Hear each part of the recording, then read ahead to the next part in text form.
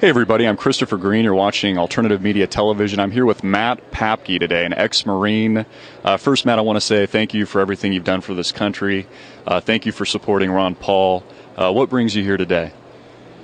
The quest for freedom and liberty is what brings me here today. I mean, when I took an oath, it was to the people in the Constitution, and the people that are in power aren't upholding that now. So we need to get somebody there that understands what that oath really means and actually cares about the people that it protects. What do you think's wrong about the country today? We've got tons of problems. We've had the introduction of the National Defense Authorization Act, or it's been passed, excuse me. That was passed by Obama just a few weeks ago. What do you think about this? I mean, we are going the wrong direction, but can Ron Paul, can he save us? Here's the thing. You can't expect a country or a people to be moral if the people they look to for guidance is immoral. So by fixing the top, it gives the ability for people like me, a lot of the other people here, to look up and say, that's somebody I want to emulate.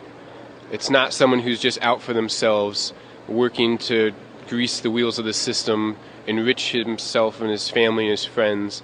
When people get involved in things like this grassroots movement for Ron Paul, for the right reasons, amazing things happen.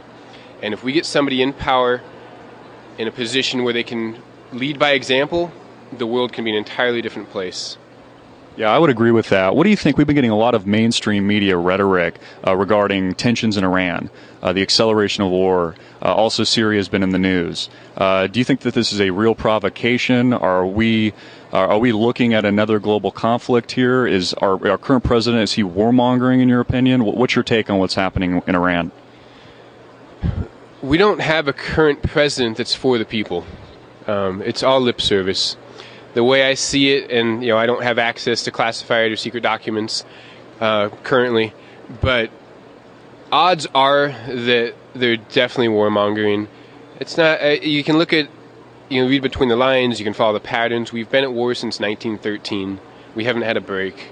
There's not a decade of peace in America. We've invaded more countries than any other country. You can even think of all the other countries probably combined. It's a hyperbole, but that's probably a close statistic. I ran through British Petroleum out in the 50s, and we threw them right back in. Iran just kicked out the dollar for their contracts with China, and we're going to try to kick the dollar back in. It's the way it is. It's up to us to rise up and say we're not going to take it anymore. And if we don't do that, we have nobody to blame but ourselves. In your opinion, why has the United States been in the Iraq and Afghanistan wars for a combined over 10 years? Millions of people have died. This includes innocent men, women, and children, civilians. Why are we there, in your opinion? The founders of our Constitution warned us of keeping standing armies. President Eisenhower, in his farewell address, warned us to the dangers of the military-industrial complex. What Eisenhower warned us about was the same exact thing the founders warned us about. When you have a standing army, it gets bored. It wants to be used. People that have methods to extract wealth from the actions of those armies, figure them out. They're not moral people. They're unjust people. They're corrupt people. They're only out for themselves. And that is why it's dangerous to do what we're doing, not only trying to be interventionists and making countries do what we want to do, but maintaining the level of force that we have precipitates the need to use it.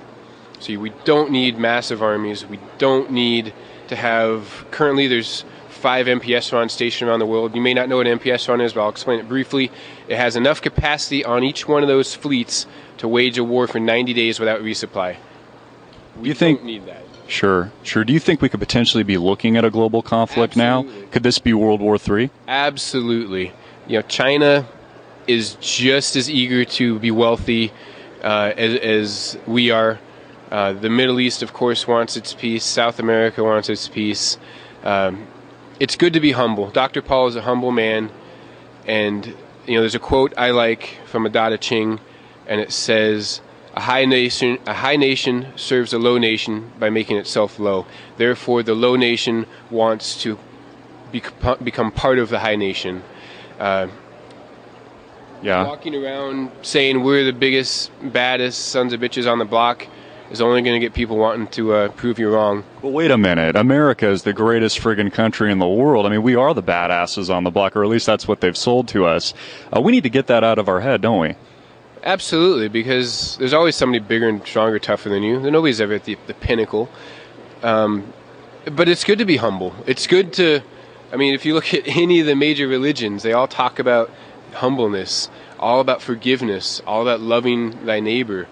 All of the religions do that, and that's important. When we have leaders at the top, like our current presidency or the last 40 years of presidencies, they're not moral people.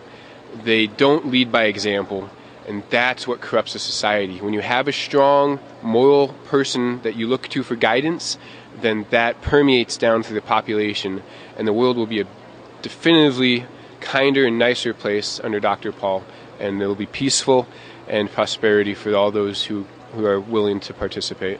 I think our audience would agree with you. Being humble is it's a wonderful trait. We all need to remind ourselves of that. The entire financial system has collapsed, meanwhile, the past few years. It's been covered up with paper money, quantitative easing to infinity. Can any of this be fixed? Is it capitalism's fault? Does capitalism work, in your opinion, or do we need something else? I believe that the capitalism can work. If you look at the Bible, it talks about throwing money changers out. That's the bankers. That's the fractional reserve system. If you put a system in place that allows for free exchange of goods based upon perceived or recognized values, then that can work. But if you prop things up and you say $1 is worth $9.99, I think it's a difficult a system to try to operate in morally and freely. There's too many levers, there's too many buttons, there's too many people trying to control things. So I believe capitalism can work. We've seen socialism doesn't work.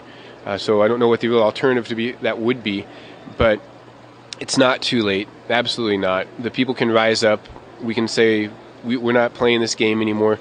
We owe the Federal Reserve $1.6 trillion in interest, I believe. We don't have to pay them. I mean, it's funny money. So why do we have to? We don't have to pay that. Yeah, well, it's a joke, and I can tell you're a humble guy. Thank you so much for what you've done for this country, and thank you sincerely for campaigning for liberty and freedom and supporting Ron Paul in 2012. My pleasure.